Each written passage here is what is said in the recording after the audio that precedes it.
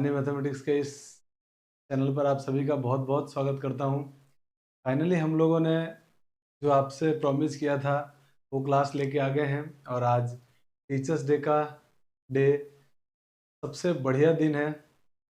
Generally teacher day के दिन बच्चे टीचर्स को कुछ ना कुछ गिफ्ट देते हैं। मैंने सोचा कि क्या हम इस दिन पर बच्चों के लिए कुछ अच्छा क्या गिफ्ट दिया जा सकता है, तो मुझे लगा कि इससे बेस्ट और कोई गिफ्ट नहीं हो सकता है। मैंने आज से आप लोगों के चैप्टर्स पढ़ाने स्टार्ट करूँगा जिसमें 12th क्लास का पूरा सिलेबस कवर किया जाएगा। तो आज से ये पहली क्लास है और फर्स्ट लेक्चर फर्स्ट चैप्टर से स्टार्ट करते हैं जिसका नाम है रिलेशन एंड फंक्शन।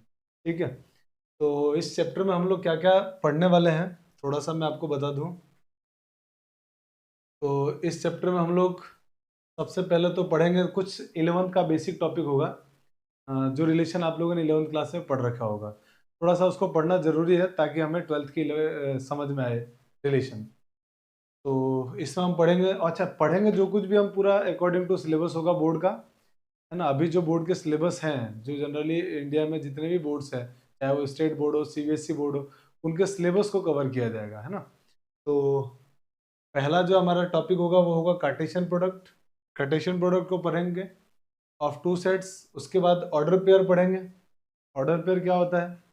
इसके बाद डेफिनेशन ऑफ रिलेशन, हालांकि इसको पहले पढ़ना चाहिए था पर कोई बात नहीं, कोई दिक्कत नहीं है। डेफिनेशन ऑफ रिलेशन, इसके बाद टाइप्स ऑफ रिलेशन, जो 12th का टॉपिक है सबसे इम्पोर्टेंट, जहाँ से जो बोर्ड के सिलेबस में दिया हुआ है वो है टाइप्स ऑफ रिलेशन। इसके बाद है फंक्शन, फंक्शन के बाद काइंड्स ऑफ फंक्शन जो कि सिलेबस में है, one one, onto, many one, into, ये फंक्शंस। इसके बाद नंबर ऑफ फंक्शंस है, कितने फंक्शंस होंगे वो हमारे पास ये। तो हम ये पूरा जो सिलेबस का जो हमारा टॉपिक है इसको हम कवर कर रहे होंगे यहाँ से तक। ठीक है, 7 पॉइंट्स को। तो आइए स्टार्ट करते हैं first topic, that is Cartesian product of two sets. तो Cartesian product of two sets क्या होता है कि जैसा कि इसमें लिखा हुआ है, if A and B are two non empty set then their Cartesian product is denoted by A cross B। अगर दो नॉन एम्प्टी सेट ए और बी दिए हुए हैं तो उनके कार्टेशियन प्रोडक्ट को A क्रॉस B से रिप्रेजेंट किया जाता है। इसकी मैथमेटिकल डेफिनेशन होती है A cross B is equal to curly bracket A comma B and A belongs to A, B belongs to B। It means जब A क्रॉस B आपने लिखा है तो इस सेट का, ये भी एक सेट है, इस सेट के अंदर जो एलिमेंट है ये इस फॉर्म में लिखे हुए होंगे और इसको बोलते हैं ऑर्डर पेयर। एक पर्टिकुलर ऑर्डर को फॉलो कर रहा है जो हम अगली स्लाइड में पढ़ेंगे, तो इसको ऑर्डर पेयर बोलते हैं। तो हमारे पास ये ए कॉमा बी है। ये जो फर्स्ट एलिमेंट होता है ना बच्चों, ये हम फर्स्ट सेट से लेते हैं, माने ए से लिया जाता है। जो सेकंड एलिमेंट होता है उसको सेकंड सेट से लेते हैं, माने बी से लेते हैं। तो इसलिए यही चीज यहाँ लिखा हुआ है कि Cartesian product A comma B, sorry set A comma B is such that, इस सिंबल का नाम होता है such that A belongs to B and B belongs to B. अब कुछ एग्जांपल लेते हैं और हम समझते हैं उससे कि कार्टेशियन प्रोडक्ट क्या होता है।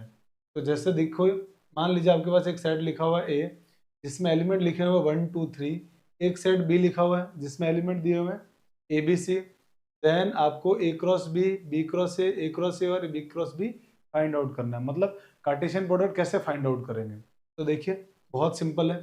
जैसे मान लीजिए आपको A cross B find out करना है, तो ए क्रॉस बी फाइंड आउट करने का मतलब ये हुआ, पहले ये सेट को लिख लेते हैं।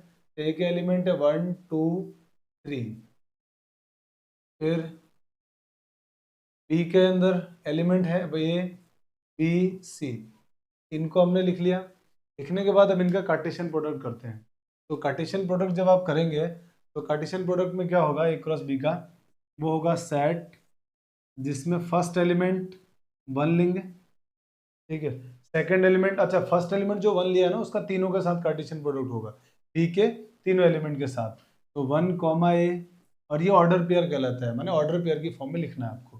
फिर 1 comma B, 1 comma C, next element आएगा सेकंड, सेकंड का तीनों एलिमेंट के साथ, इसका मतलब 2 कॉमा ए, 2 कॉमा बी, 2 कॉमा सी। उसके बाद थर्ड एलिमेंट लेंगे सेट ए का और वो है 3, 3 का इन तीनों के साथ रिलेशन बनाएंगे ए बी सी के साथ। कार्टेशियन प्रोडक्ट बनाएंगे, सॉरी। तो 1 3 कॉमा ए, 3 कॉमा बी, 3 कॉमा सी, ये हमारे पास कार्टेशियन प्रोडक्ट आया है।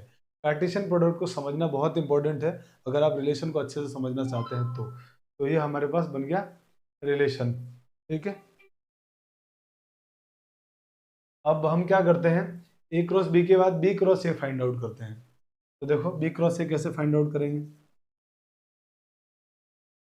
B cross A find out करने के लिए पहला एलिमेंट, पहले हम सेट बी को लिखेंगे। तो बी सेट क्या दिया हुआ है, ए कॉमा बी कॉमा सी, ये बी के एलिमेंट हो गए, इनटू ए के एलिमेंट है 1 2 3। अब हम क्या करते हैं, इनका क्रॉस प्रोडक्ट कर लेते हैं, यानी कार्टेशियन प्रोडक्ट करते हैं इसका। तो कार्टेशियन प्रोडक्ट करोगे तो ए का तीनों एलिमेंट के साथ मल्टी होगा, ऑर्डर पेयर आएगा।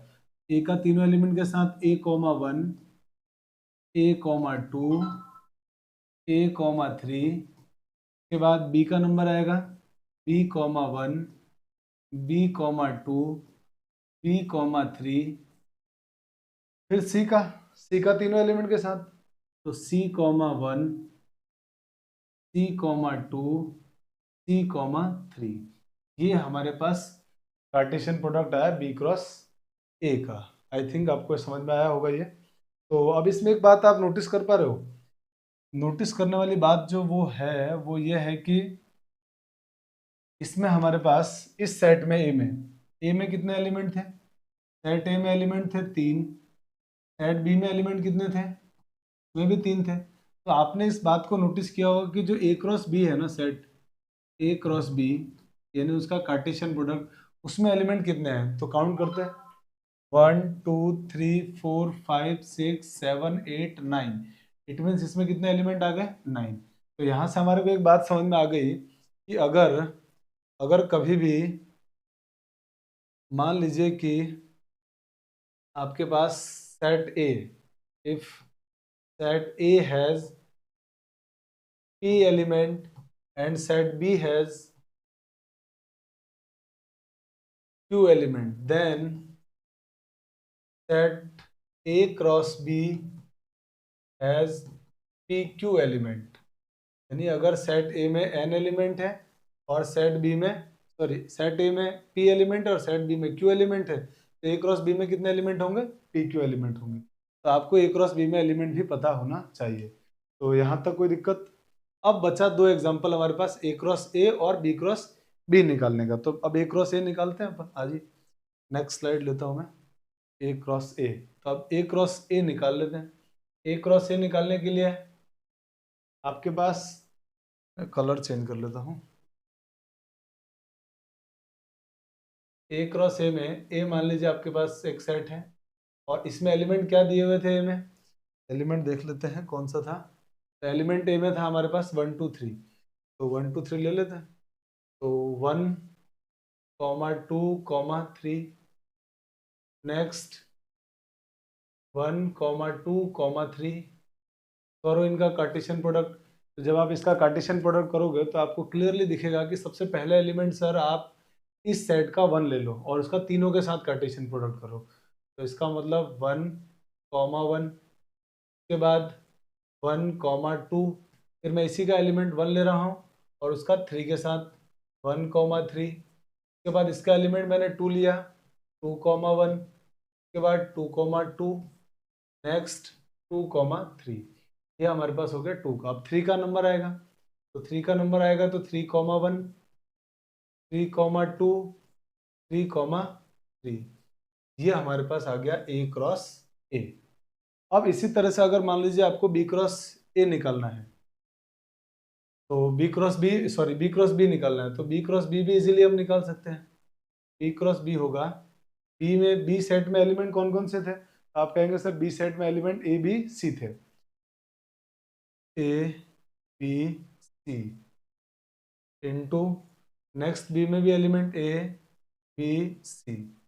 अब इनका क्रॉस मल्टीप्लाई कर लेते हैं, तो कार्टेशियन प्रोडक्ट करो इसका। तो पहला एलिमेंट यहाँ से लेंगे और उस एलिमेंट का इन दोनों तीनों के साथ ऑर्डर पेयर लिखेंगे, फिर बी एलिमेंट लेंगे इसका तीनों के साथ ऑर्डर पेयर, फिर सेम इस सी एलिमेंट लेंगे और इसका तीनों के साथ ऑर्डर पेयर। तो इसका मतलब ये हो जाएगा ए कॉमा ए कॉमा बी, फिर नेक्स्ट ए कॉमा सी, फिर नंबर आएगा बी का, सेकेंड एलिमेंट इसका लेंगे बी और बी का इन तीनों के साथ कार्टेशियन प्रोडक्ट, तो B comma A, B comma B, B comma C. Next अब इसका सेकेंड एलिमेंट लेते हैं सी, सी का थर्ड एलिमेंट और सी का तीनों के साथ, तो यहाँ से हो जाएगा सी कॉमा ए, C comma B, C comma सी। ये हमारे पास टोटल कार्टेशियन प्रोडक्ट आया है इसका बी क्रॉस बी का। तो आई थिंक कार्टेशियन प्रोडक्ट आपको बड़े आराम से समझ में आ गया होगा। अब इस कार्टेशियन प्रोडक्ट में आपको नंबर ऑफ एलिमेंट भी समझ में आ गए कि सर अगर किसी सेट ए में पी एलिमेंट है, बी में क्यू एलिमेंट है, तो ए क्रॉस बी में कितने एलिमेंट होंगे, पी क्यू एलिमेंट होंगे। ठीक है, इस कार्टेशियन प्रोडक्ट के बाद अपन नेक्स्ट टॉपिक की तरफ चलते हैं, और नेक्स्ट टॉपिक है हमारा ऑर्डर पेयर, जो कि हम मुझे पहले बताना चाहिए था, कोई बात नहीं, अभी भी हम लोग पढ़ लेते हैं एक बार। ऑर्डर पेयर का मतलब ये होता है, पहली बात तो ये कह रहा है पेयर, तो पेयर का मतलब समझ गए, दो या दो से ज्यादा चीजें होनी चाहिए, टू और more than to.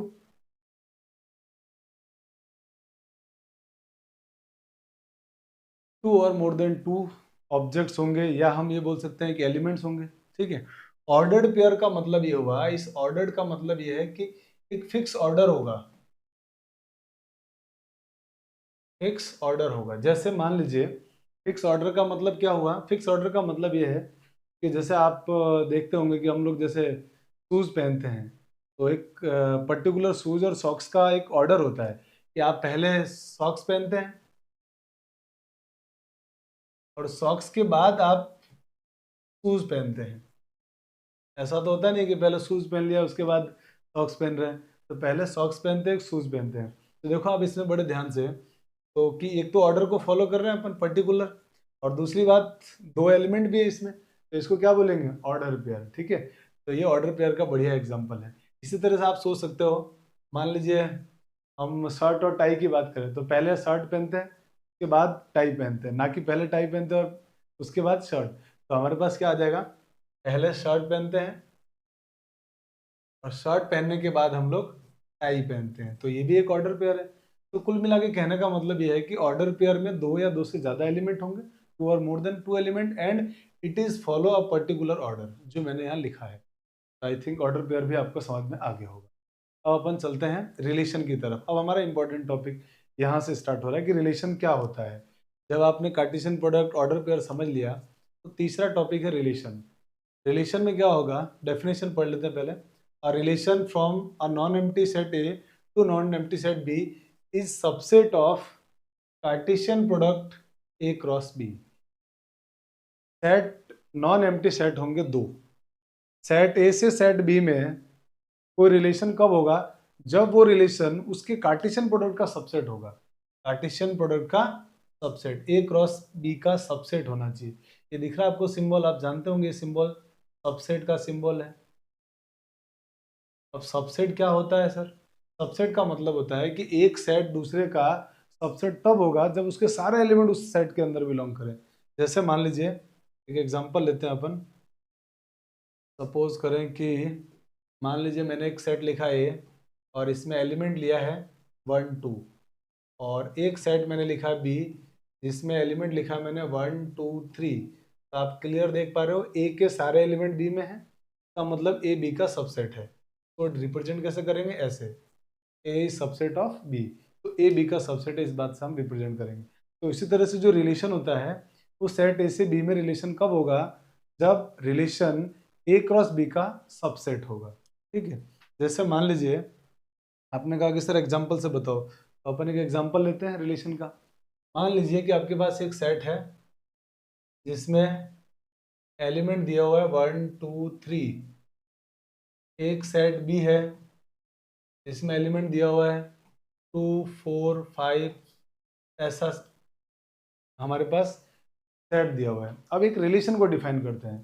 Sir relation का मतलब बहुत सिंपल है, जैसे हम आम बोलचाल की भाषा में रिलेशन को पढ़ते हैं ना, वैसा ही मैथमेटिक्स में होता है। एक रिलेशन दिया होता है, उसके बिहाफ पे हम ऑर्डर पेयर में एलिमेंट को लिखते हैं। तो जैसे मान लीजिए कि आपके पास एक रिलेशन लिखा हुआ है रिलेशन लिखा हुआ है कि x कॉमा वाई, इस लाइन का मतलब हुआ x is related to y, x का y से रिलेशन है, और x का y से रिलेशन इस टाइप से है कि x is less than y,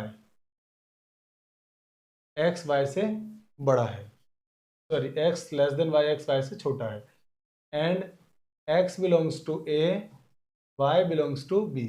ये भी डिफाइन करके देगा कि भाई a आपको x कहाँ से लेना है, सेट a में से, और b कहाँ से लेना है, y कहाँ से लेना है, सेट b में से। तो आइए इस रिलेशन को लिखते हैं। तो रिलेशन आई थिंक आपको समझ में आ गया होगा कि रिलेशन में पहला एलिमेंट x लिखना है, दूसरा एलिमेंट y लिखना है। जो x लिखेंगे वो x की वैल्यू y से बड़ी होनी चाहिए, यानी पहला एलिमेंट ऑर्डर पेयर का सेकंड एलिमेंट से लेस होगा हमेशा। तो जैसे मान लीजिए मैं 1 की बात करूँ, पहला एलिमेंट 1 की, तो आप मानते हो 1 का रिलेशन तो सर 2 से भी है, क्यों, क्योंकि 1 2 से छोटा होता है, तो 1 कॉमा 2 हो गया एक रिलेशन। फिर आप कहोगे कि सर 1 का तो 2 के साथ 4 के साथ भी रिलेशन है, बिल्कुल है, क्योंकि 1 देखो 4 से छोटा है। सेम वैसे ही 1 का रिलेशन 5 के साथ भी है, तो 1 कॉमा 5। फिर आप बोलोगे कि सर 1 का रिलेशन तो हो गया, क्योंकि इसमें 3 ही एलिमेंट है, अब 2 का नंबर आएगा, तो आप कहोगे सर 2 का 2 से रिलेशन नहीं होगा। 2 का 2 से क्यों नहीं होगा, क्योंकि रिलेशन हमको छोटा चाहिए, इक्वल नहीं चाहिए। अगर यहाँ पे इक्वल का साइन भी होता, अगर मान लीजिए यहाँ इक्वल का साइन ऐसा लगाया होता, तब हम 2 को भी एंटरटेन करते, पर हमारे पास ऐसा है नहीं। कोई बात नहीं, अगर ऐसा नहीं है तो हटा दिया अपन ने। अब हम 2 के बाद 2 का और 4 से तो रिलेशन हो सकता है ना, 2 का 4 से रिलेशन है, 2,4। फिर 2 का 5 के साथ भी रिलेशन है, देखो 2 5 से छोटा है। सेम इसी तरह से 3 का 2 के साथ नहीं हो सकता रिलेशन, क्योंकि 3 इज ग्रेटर देन 2 होता है, 3 2 से बड़ा होता है, तो 3 का 2 से नहीं होगा। 3 का 4 से, सर 3 का 4 से होगा। फिर आप कहोगे सर 3 का 4 से भी है, 3 का 5 से भी होगा, तो 3 का 5 से भी रिलेशन है। ये टोटल रिलेशन बन गया हमारे पास। अब हम क्या करते हैं, इसको समझने के लिए एक बार कार्टेशियन प्रोडक्ट करो ए क्रॉस बी का, ए क्रॉस बी करो, दोनों सेट का कार्टेशियन प्रोडक्ट करेंगे, ए क्रॉस बी लिखेंगे, तो सेट ए में एलिमेंट है 1 2 3, सेट बी में एलिमेंट है 2 4 5। अब इनका मल्टीप्लाई कर लेते हैं। तो मल्टीप्लाई करोगे तो आप क्या कहोगे कि सर कार्टेशियन प्रोडक्ट करना चाहते हैं आप, तो 1 का पहले 2 के साथ ऑर्डर पेयर, फिर 1 का 4 के साथ, फिर 1 का 5 के साथ। तो ऑर्डर पेयर क्या आएगा, 1 comma 2, next 1 comma 4, next 1 comma 5, next 2 का नंबर आएगा 2 comma 2, 2 comma 4 and 2 comma 5। Next element है हमारे पास 3, 3 का इन तीनों के साथ होगा, तो 3 कॉमा 2, 3 कॉमा 4 एंड 3 कॉमा 5। ये हमारे पास कार्टेशियन प्रोडक्ट आया है। आप इस बात को क्लियरली देख पा रहे होंगे कि सर यहाँ पर जो हमारा रिलेशन आया ना, ये रिलेशन देखो ध्यान से, ये रिलेशन के जितने भी एलिमेंट हैं, यानी इस रिलेशन में जितने भी एलिमेंट आ रहे हैं, वो सारे एलिमेंट कार्टेशियन प्रोडक्ट में भी आ रहे हैं, देखो ध्यान से। तो आपको देख पा रहे हो 1 कॉमा 2 यहाँ है, 1 कॉमा 2 यहाँ भी है, 1 कॉमा 4 यहाँ है, 1 कॉमा 4 यहाँ भी है, 1 कॉमा 5 यहाँ है, 1 कॉमा 5 इसमें भी है, 2 कॉमा 4 इसमें है, 2 कॉमा 4 इसमें भी है, 2 कॉमा 5 इसमें है, इसमें भी है, 3 कॉमा 4 इसमें भी है, और 3 कॉमा 5 इसमें भी है। तो आप देख पा रहे हो ये जो रिलेशन है आर, वो ए क्रॉस बी का सबसेट है, इजीली दिख गया। इसका मतलब ये होगा कि हम इस बात को प्रूव कर चुके हैं कि जो रिलेशन होता है वो सेट ए से बी में डिफाइन है, तो रिलेशन ए क्रॉस बी का, यानी ए और बी के कार्टेशियन प्रोडक्ट का सबसेट होता है। ठीक है, तो मुझे लगता है रिलेशन की डेफिनेशन आपको समझ में आ गई। पीछे आके हम फिर देखते हैं हमने क्या क्या पढ़ लिया। तो डेफिनेशन आपको क्लियर समझ में आ गई। अब इसका दूसरा डेफिनेशन हम ये कह सकते हैं कि जो रिलेशन होता है, relation is a set of order pair. तो देखो आप ध्यान से इस बात को, हमने क्लियरली लिखा है ये रहा रिलेशन, क्या ये ऑर्डर पेयर का सेट नहीं है? देखो सारे ऑर्डर पेयर आ रहे हैं 1 2 1 4 1 5 2 4 2 5 3 4 3 5, तो ये ऑर्डर पेयर का सेट ही होता है। तो अदर वर्ड्स में हम रिलेशन की डेफिनेशन को ये बोल सकते हैं कि relation is a set of order pair. ठीक है, आगे चलते हैं। अब हम आगे की बात करते हैं। If A is related to B then it is written as A R B और A comma B belongs to R. इस लाइन का मतलब यह है कि अगर ए का बी से रिलेशन है, जैसा हम यहाँ पे देख रहे हैं कि 1 का 2 से रिलेशन है, तो 1 का अगर 2 से रिलेशन है तो हम इस बात को लिखने कैसे हैं? लिखने के दो तरीके हैं, 1 कॉमा 2 बिलोंग्स टू आर लिख दीजिए आप, या फिर आप इस बात को ऐसे लिख सकते हो कि 1 इज रिलेटेड टू 2। या तो ऐसे लिखो आप या फिर ऐसे लिखो। तो अगर किसी एलिमेंट 1 का 2 से रिलेशन है या ए का बी से रिलेशन है तो हम उसको कैसे लिखेंगे? A comma B belongs to R या 1 comma 2 belongs to R. Same अगर किसी एलिमेंट का रिलेशन नहीं है, मान लेते हैं कि जैसा हम इस रिलेशन में देख पा रहे हैं कि 2 का 2 से रिलेशन नहीं है, तो हम इस बात को कैसे लिखेंगे? 2 comma 2 does not belongs to R. Means इसका मतलब ये होता है कि 2 comma 2 does not related, 2 is not related to 2। या इस बात को आप ऐसे भी बोल सकते हो कि 2 डज नॉट रिलेटेड टू 2। पढ़ेंगे क्या इसको हम लोग? तो पढ़ने का तरीका हमारा इसको ये होगा कि 2 इज नॉट रिलेटेड टू 2। 2 का 2 से रिलेशन नहीं है। इसी तरह इसको क्या पढ़ेंगे हम लोग? तो पढ़ेंगे 1 इज रिलेटेड टू 2। 1 का 2 से रिलेशन है। तो ये बात भी समझ में आ गई आपको। अब हम आगे चलते हैं। जैसे मान लीजिए ये हमारा डेफिनेशन था, तो यहाँ तक की बातों को हमने क्लियर कर लिया कि similarly if A is not related to B then it is also written as A comma B does not belongs to R. तो आई थिंक यहाँ तक की बातें आपको समझ में आ गई होगी कि रिलेशन की डेफिनेशन क्या होती है। और अगर किसी एलिमेंट ए का बी से अगर रिलेशन है, तो ए का बी से अगर रिलेशन है तो उसको हम कैसे लिखेंगे? A comma B belongs to R. और ए का अगर बी से रिलेशन नहीं है तो A comma B does not belongs to R. ठीक है, आते हैं नेक्स्ट की तरफ चलते हैं। नेक्स्ट डेफिनेशन हमारी है डोमेन ऑफ रिलेशन। कि रिलेशन का डोमेन क्या होगा सर? तो डोमेन ऑफ रिलेशन में आ जाते हैं।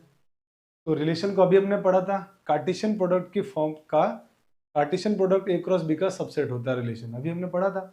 इसका मतलब जो रिलेशन होगा वो जितने भी हमारे ऑर्डर पेयर बनेंगे उन सबका सेट होता है। तो जो डोमेन होगा रिलेशन का, the set of all first component या first element of order pair in a relation R from A to B is set to be या is called to be domain of the relation.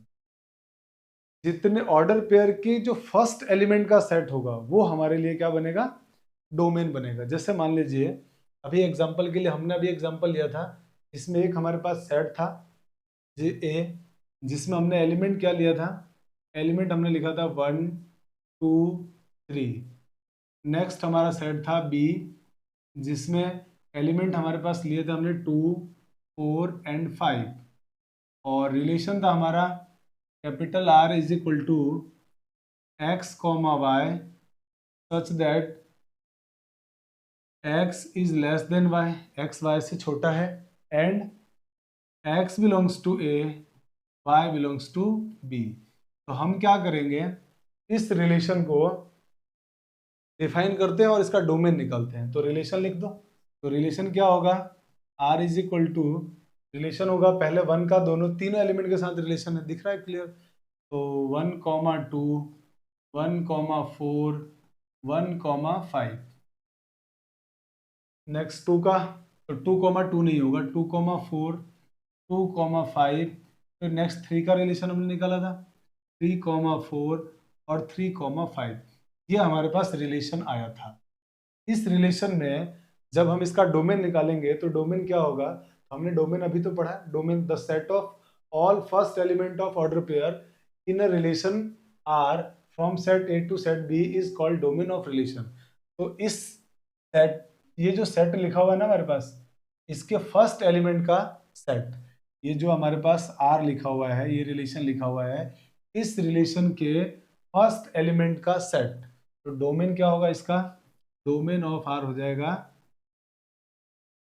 देखो first element कौन कौन से आ रहे हैं? First element का मतलब कॉमा से पहले वाले एलिमेंट, कॉमा से फर्स्ट एलिमेंट 1 फिर 1 फिर 1, और 3 बार 1 आ रहे हैं, पर लिखेंगे अपन एक बार, क्योंकि आपको पता होगा सेट में एलिमेंट रिपीट नहीं होता है। तो फर्स्ट एलिमेंट लिख दिया, नेक्स्ट 2 और इसके बाद नेक्स्ट 3, ये हमारे पास डोमेन होता है। तो डोमेन क्या होता है? ऑर्डर पेयर के सेट का फर्स्ट एलिमेंट का set of first element of ordered pair in a relation from A to B is said to be domain. तो डोमेन समझ में आ गया आपको। डोमेन के बाद आते हैं नेक्स्ट रेंज ऑफ रिलेशन, कि रिलेशन का रेंज क्या होगा सर? कुछ नहीं, फर्स्ट एलिमेंट हमारा डोमेन होता है, तो सेकंड एलिमेंट क्या होगा? रेंज होगा। तो डेफिनेशन क्या होगी? The set of all second element of order pair in a relation from R set A to set B is called the range of relation. Relation का रेंज क्या होगा? Second element का set. तो जैसे इसी की बात करते हैं, तो इसमें सेकंड, ये हमारा रिलेशन था, तो इसका सेकंड एलिमेंट माने रेंज लिखते हैं, इसकी क्या आएगी? तो देखो इसी एग्जांपल में रेंज हो जाएगा हमारे पास, बोलो सेकंड एलिमेंट पहला कौन सा आ रहा है? 2। नेक्स्ट ऑर्डर पेयर में सेकंड कंपोनेंट कौन सा आ गया? 4, तो 2, 4, नेक्स्ट 5, नेक्स्ट फिर रिपीट हो गया 4, नहीं लिखना है, फिर 5 आ रहा है, रिपीट नहीं लिखेंगे, 4 आया रिपीट नहीं लिखना है, 5 आ रहा है फिर से रिपीट हो गया, नहीं लिखेंगे। तो जो सेकंड एलिमेंट आने वाले थे हमारे पास, वो यही एलिमेंट है रेंज के अंदर। तो हमारी जो रेंज आएगी वो क्या होगी? 2, 4, 5। तो जब भी रिलेशन का रेंज निकालेंगे तो क्या करेंगे? Second element of ordered pair, set of all element of second element of order pair. तो जितने भी सेकंड एलिमेंट आएंगे उन सबका सेट बना लेंगे, वो हमारे लिए रेंज ऑफ रिलेशन हो जाएगा। आई थिंक डोमेन और रेंज आपको समझ में आ गया होगा। नेक्स्ट चलते हैं कोडोमेन। तो कोडोमेन क्या होगा? जो हमारे पास सेट बी होता है ना बाद में वाला, वो हमारे लिए कोडोमेन होता है। जैसे मान लीजिए रिलेशन है be R from non empty set A to set B, then the set of B is said to be codomain of relation. तो कोडोमेन क्या होगा? ये बी जो लिखा है ना अपन ने, ये वाला, ये जैसे मान लीजिए आपके पास कोई रिलेशन है, वो ए से बी में डिफाइन किया हुआ है, ठीक है, तो ये एलिमेंट कहलाता है कोडोमेन। ये एलिमेंट क्या होगा? कोडोमेन होगा। तो सेट बी एल कोडोमेन होगा, ठीक है। अब आते हैं नंबर ऑफ रिलेशन के बारे में बात कर लेते हैं।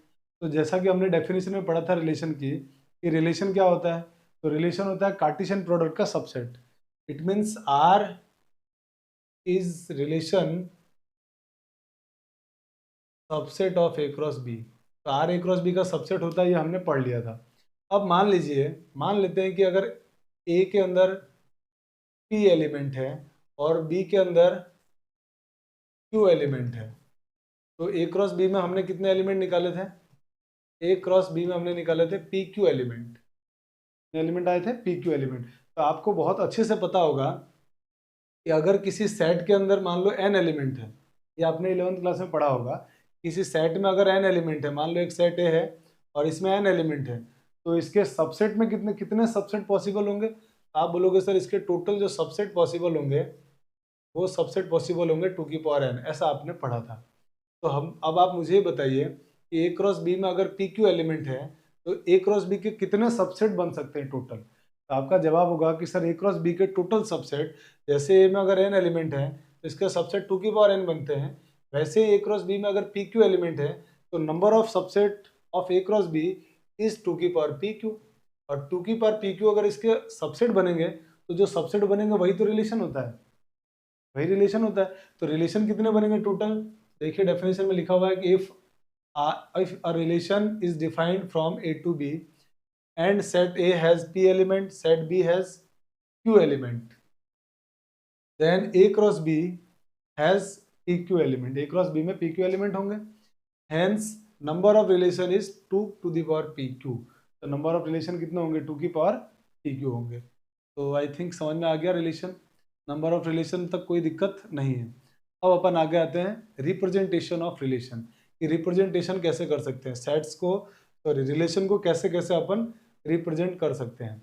तो रिलेशन को रिप्रेजेंट करने के लिए हमारे पास जनरली 3 मेथड होते हैं, 3 मेथड्स। फर्स्ट है बाय रोस्टर फॉर्म, सेकंड है सेट बिल्डर फॉर्म और थर्ड है बाय एरो डायग्राम। तो पहले बात करते हैं फर्स्ट वाले के अंदर, रोस्टर फॉर्म। रिलेशन को रोस्टर फॉर्म में कैसे लिखा जाता है, ठीक है, और नेक्स्ट है रिलेशन को सेट बिल्डर फॉर्म में कैसे लिखा जाता है, और फिर उसके बाद बात करेंगे एरो डायग्राम मेथड में कैसे लिखा जाता है। तो बच्चों बहुत ध्यान से देखिए, मैंने आपको पिछला एक एग्जाम्पल बताया था जैसे इस क्वेश्चन को देखिए, तो ये जो मैंने लिखा है ना, ये रिलेशन, एक मिनट में इसका कलर चेंज कर लेता हूँ। ये वाला जो रिलेशन मैंने लिखा है, ये कहलाता है सेट बिल्डर फॉर्म में रिलेशन को रिप्रेजेंट करना। सेट बिल्डर फॉर्म, ये हमारा सेट बिल्डर फॉर्म है, और इसी को हमने इससे फिजिकली लिख के बता दिया। एलिमेंट को जो क्लियर दिख रहा है, इसको बोलते हैं रोस्टर फॉर्म।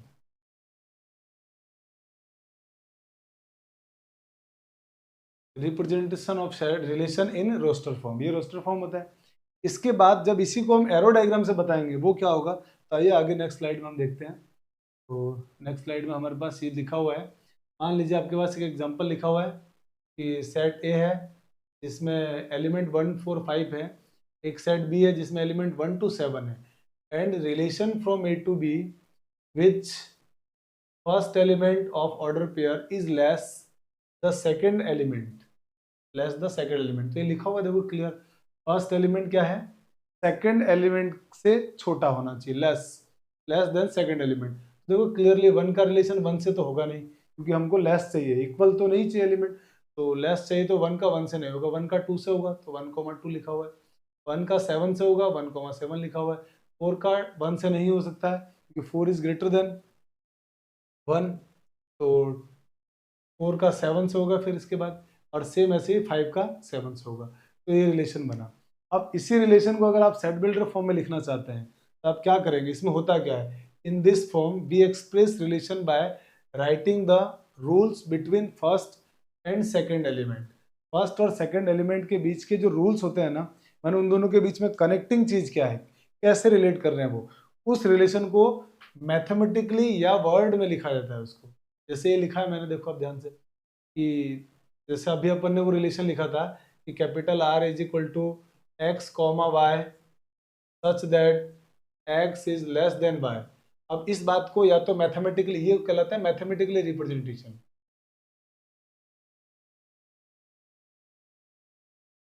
ये मैथमेटिकली हो गया, ये बात को लिखा अपन ने। इसी बात को अगर मैं वर्ड में लिख दूं कि फर्स्ट एलिमेंट, जो मैंने यहाँ लिखा हुआ है देखो ये रहा, first element of order pair less than second element, ये वर्ड्स में लिख दिया मैंने। तो वही जो दो एलिमेंट एक्स और वाई है ना, उनको कनेक्ट करने का तरीका या तो आप मैथमेटिकली कनेक्ट कर दो या उसको वर्ड वाइज कनेक्ट कर दो, तो वो कहलाता है सेट बिल्डर फॉर्म। देखो मैंने ये मैथमेटिकली लिखा है और आगे बता दिया x belongs to A and y belongs to B, और इसको हमने वर्ड वाइज लिखना है तो ये वर्ड लिख देंगे, इसी जगह इस जगह पर क्या लिख देंगे, ये पूरी बात को यहाँ लिख देंगे, तो ये वर्ड वाइज हो जाएगा। ठीक है, तो ये होता है हमारे पास set builder form. Set builder form में कोई डाउट, और उसको हमने नीचे लिख भी रखा है, देखो आप ध्यान से, x R is a relation x comma y such that x is less than y and x belongs to A y belongs to B. तो ये जो फॉर्म होती है ना, इसको कहते हैं सेट बिल्डर फॉर्म। तो set builder form nothing, set builder form is X comma Y belongs to R, मैंने एक्स का वाई से रिलेशन होगा, and relation between Y X and Y we can write it by mathematically और by word, is said to be set builder form. Now next question की तरफ चलते हैं। Next slide है हमारी बाय एरो डायग्राम। तो arrow diagram में क्या होगा, जो रिलेशन होगा ना उसको हम एरो से रिप्रेजेंट करेंगे। जैसे आप देखिए हमारा ये रिलेशन था, 1 का 2 से है, 1 का 7 से है, 4 का 7 से, 5 का 7 से, और सेट हमारे पास दिए हुए थे ए और बी। तो हमने इसी सेट को, इसी एग्जाम्पल को लेके एरो डायग्राम में बताया है कि 1 का रिलेशन 2 के साथ भी है और 1 का रिलेशन 7 के साथ भी है। ठीक है, फिर इसी तरह से 4 का रिलेशन 7 के साथ है, 5 का रिलेशन 7 के साथ है। तो इसको हमने बाय एरो डायग्राम रिप्रेजेंट कर दिया, एरो बना के दिखा दिया, तो ये कहलाता है एरो डायग्राम मेथड। कोई दिक्कत? तो मुझे लगता है रिप्रेजेंटेशन ऑफ रिलेशन तक तो आपको कोई दिक्कत नहीं आई होगी। अब अपन आगे चलते हैं, जिसमें हमारे पास एक क्वेश्चन है, इसको सॉल्व करते हैं। क्वेश्चन लिखा हुआ है कि let set A has element 1 2 3 4 6, let R be the relation on set A defined by this R is equal to A comma B, A and B belongs to A, मैंने दोनों element set ए में से लेना है। अच्छा यहाँ पे एक चीज़ मैं आपको बता दूँ कि हम जनरली जो रिलेशन पढ़ते हैं ना, वो एक सेट पे ही पढ़ते हैं। जैसे डेफिनेशन हमने जो पढ़ी थी वो सारी इसमें दो दो एलिमेंट आ रहे थे, दो दो सेट आ रहे थे, ए से बी के अंदर हमने रिलेशन पढ़ा था। कि relation from A to B. पर हम लोग जनरली जो मैक्सिमम क्वेश्चंस करेंगे रिलेशन के, वो एक ही सेट होगा, माने सेट ए टू ए लिखा हुआ आएगा। तो आप जबरदस्ती किसी दूसरे सेट को ढूंढने की कोशिश मत करना। अगर सेट नहीं लिखा हुआ है तो वो सेट कौन सा रहा होगा, सेट ए से ए की बात करेगा क्वेश्चन वाला, माने एक ही सेट देगा और उसी से उस पर रिलेशन हम लोग डिफाइन करेंगे। जैसा कि इस क्वेश्चन में लिखा हुआ है, एलिमेंट है 1 2 3 4 6, let R be the relation on set A defined by a comma b such that a and b belongs to a is exactly divisible by b, a b से exactly divisible हो जाता है। समझ में आ रही बात? आगे देखिए, write R in roster form and find its domain and range. तो क्वेश्चन वाला ये कह रहा है कि आप आर को रोस्टर फॉर्म में लिखिए और उसके बाद उसके डोमेन और रेंज भी फाइंड आउट कीजिए। ध्यान रखना, रिलेशन है b a is exactly divisible by b, माने ए के अंदर बी से पूरा पूरा कंप्लीटली डिवाइड हो जाना चाहिए। ठीक है, समझ रहे हो आप? तो कंप्लीटली डिवाइड होने का मतलब ये हो गया कि जब हम इसका इसमें डिवाइड करेंगे तो आंसर नेचुरल नंबर आना चाहिए। तो बच्चों आप जानते हो कि every natural number is divisible by itself, पता ही आपको। तो इसका मतलब जब हम इसका रिलेशन लिख रहे होंगे तो रिलेशन में एलिमेंट क्या आएंगे, आपको पता है फर्स्ट की बात करें अपन, फर्स्ट एलिमेंट की, तो फर्स्ट एलिमेंट वन से खुद से डिविजिबल होता है, तो मतलब वन का वन से रिलेशन हो गया। अच्छा, अब आप मुझे बताइए क्या वन का टू से रिलेशन होगा? तो आप बोलेंगे नहीं होगा सर, क्यों? क्योंकि वन टू से डिविजिबल नहीं होता है पूरा पूरा, completely one is not divisible by two, two is divisible by one but one is not divisible by two. ठीक है, इसका मतलब वन का टू से रिलेशन नहीं होगा। फिर तो सर वन का थ्री से भी नहीं होगा, बिल्कुल नहीं होगा, वन का फोर से भी नहीं होगा और वन का सिक्स से भी नहीं होगा, तो वन का केवल वन से रिलेशन होगा। नेक्स्ट है हमारे पास सेकंड एलिमेंट लिया हमने बी, तो बी का बी मतलब टू है, तो टू का किससे होगा? तो टू का वन से होगा, क्योंकि टू में वन से डिवाइड होता है। Same two is divisible by itself, माने टू टू से भी डिवाइड होगा। इसी तरह से थ्री का नंबर आएगा, तो थ्री मान तो वन से भी डिवाइड होगा, थ्री टू से डिवाइड नहीं होगा, थ्री में टू से कंप्लीटली डिवाइड नहीं होता है। फिर थ्री से डिवाइड होगा। फिर इसके बाद फोर का नंबर आएगा, तो आप कहोगे सर 4, 1 लिख दीजिए, फोर वन से डिविजिबल होगा।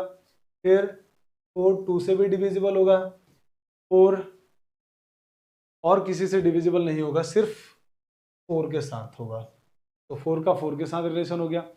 फिर आप बोलोगे सर सिक्स वन से डिविजिबल है, सिक्स टू से डिविजिबल है, सिक्स थ्री से डिविजिबल है और सिक्स से भी डिविजिबल है। तो ये जो हमारे रिलेशन आया वो ये हमारे कंप्लीटली रिलेशन बने, ये रिलेशन आ गया हमारे पास। अब इस रिलेशन के अंदर आपको डोमेन, ये तो हो गया रोस्टर फॉर्म, अब इसका आपको निकालना है एक तो डोमेन और एक फाइंड आउट करना आपको रेंज। तो बात कर लेते हैं अपन सबसे पहले डोमेन की बात कर लेते हैं। तो देखो मैं इधर लिख रहा हूँ, स्पेस कम है, तो अपन डोमेन की बात करते हैं। डोमेन,